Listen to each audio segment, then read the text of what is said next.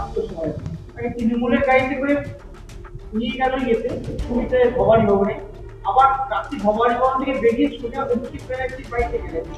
তাহলে এতদিন সুবিধায় কোথায় ফিরতে? এখানকার পুলিশ বলবে,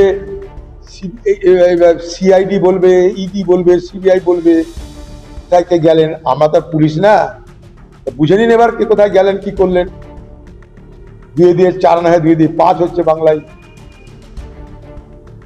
কতটা করিতকর্মা সিআইডি, ইডি, সিবিআই। দেখুন, ইচ্ছা মতো গেল, ইচ্ছা মতো এলো, সবাই দেখলো, কেউ কিছু করতে পারলো না। এটাই তো ঘটনা। দেখুন, কেউ 4 দিন সময় নিয়েছে এটা কোনো কথা না, বলছে আমরা খুব তাড়াতাড়ি করব। একদম নির্লজ্জ ভাবে, উলঙ্গ ভাবে এখানকার পুলিশ আগে তৃণমূলের দালালি করতে, এখন সরাসরি তৃণমূল থেকে বিজেপিতে জয়েন করা এনসিপিআর দালালি করছে।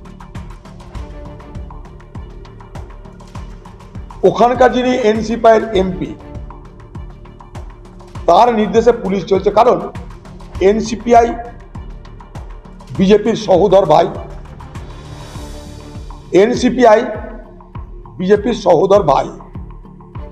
তাই তৃণমূলের এমপি হলে যেটা করতো, এনসিপিআর এমপি হতে পুলিশের দায়বদ্ধতা বেড়ে গেল।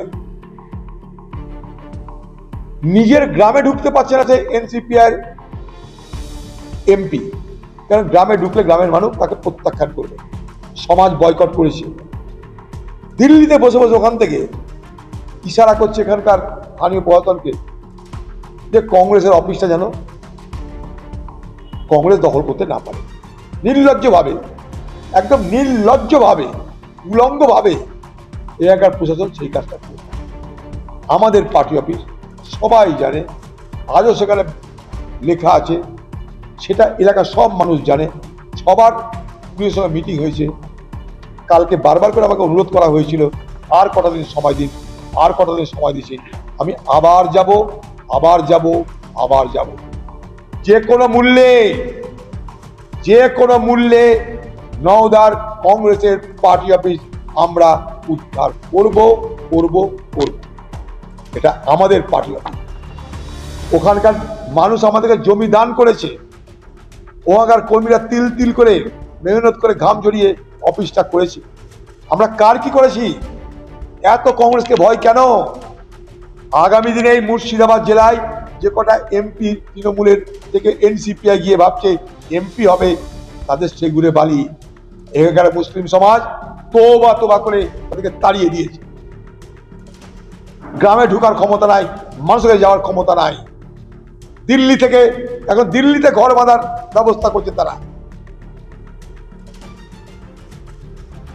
তাদের কথা যদি পুলিশ চলে, আমরা বসে থাকবো না। কালকে বলেছিলাম, প্রয়োজনে গুলি চালান, কোনো অসুবিধা নাই। এই পার্টি অফিস আমাদের পবিত্র স্থান।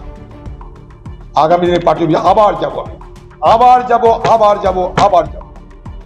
দেখুন, এই সরকার আসার পর উন্নয়নের নামে যেটা করছে সেটা কিন্তু উন্নয়ন নয়। মানুষের জন্য বিকল্প ব্যবস্থা না করে উচ্ছেদ করা, কেড়ে নেওয়ার নাম কিন্তু উন্নয়ন নয়। হাজার হাজার হকার, তাদের পরিবার আজকে আর্থিক সংকটের সম্মুখীন। কারণ বছরের পর বছর ধরে তারা সামান্য রোজগার করে যে অর্থটা সংসারের জন্য ব্যয় করত, সংসারের ছেলে বউ মা তাদেরকে পেটে ভাত জোগাড় করতো, আজকে হঠাৎ করে বন্ধ করে দেওয়া কোনো সরকারের সঠিক পদক্ষেপ হতে পারে? আমি তো মনে করি না। মানুষের পেট কেটে খাবার কেড়ে নিয়ে কোনো উন্নয়ন হয় বলে আমি অধীর চৌধুরী বিশ্বাস করি। মানুষের পেট কেটে খাবার কেড়ে নিয়ে কোনো উন্নয়নে আমি অধীর চৌধুরী বিশ্বাস করি না। আবার করছি, হকারদেরকে আরামসে পুনর্বাসন দেওয়া যায়। সরকারের প্রচুর খাস জমি আছে, এরা যাবে কোথায়? এমনি সারা দেশে বেকার আর বেকার। মোদির আমলে বেকারত্বের রেকর্ড হয়েছে, বাংলায় বেকারত্ব রেকর্ড ছুঁয়ে গেছে। আমি বলছিলাম সব এই সরকারের দায়ী, কিন্তু সেই বোঝাটা তো বইতে হচ্ছে। কিন্তু সেই বোঝা সামলানোর জন্যে শুধুমাত্র হকার আর গরিব মানুষদেরকে টার্গেট করাটা কি ঠিক? না শিল্প বাণিজ্য রোজগারের জায়গাটা প্রসার করা বিস্তার করা দরকার কোনটা? আজকে হকার উঠছে, কালকে অটো উঠছে, প্রচুর টোটো উঠছে, এদিকে পেট্রোল পাম্পে গেলে ইথানল, ইঞ্জিনে 12টা বাজছে, গতিবেগ কমে যাচ্ছে, খরচ বেড়ে যাচ্ছে, যন্ত্র খারাপ হয়ে যাচ্ছে। সরকার মনে করছে বেপরোয়া। এই বেপরোয়া করতে কিন্তু বাকিপুর হাতছাড়া হয়েছে। শিক্ষানীন বাকিপুর থেকে, নাহলে সব জায়গায় ব্যাকা হয়ে যাবে। বাকিপুর সব জায়গায় বিজেপির ব্যাকাপুরে রূপান্তরিত হবে। ঘটনার পর কোন উদ্দেশ্যে আরজিকর হাসপাতালে গিয়েছিলেন, তাদের পরপর টাকা হবে স্বাস্থ্য ভবনের তদন্তকারী তদন্ত আরজিকরের দুপুর বার্তার আসল সত্য কি এবার দেখুন, এইসব কত আর শুনবো, কত শুনবে এইসব লালিপাপের কথা। কুছ করকে দিখাও।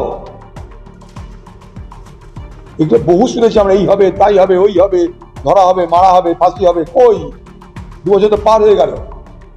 জানি 2 বছর তৃণমূল ছিল, আমি অস্বীকার করছি না। নতুন সরকার এলো আর হয়ে গেল তাও বলছি না, কিন্তু একটা মানুষের কাছে একটা আশার বিচ্যুতি, একটা সঞ্চার হবে তো, যে হ্যাঁ এবার করছে সত্যিকারে, এফেক্টিভ স্টেপ নিচ্ছে, তার প্রমাণ হবে। কই সবকিছু কিন্তু নিজেদের বক্তব্যে সীমিত থাকছে, কর্মে কিছু প্রতিরোধ হচ্ছে না।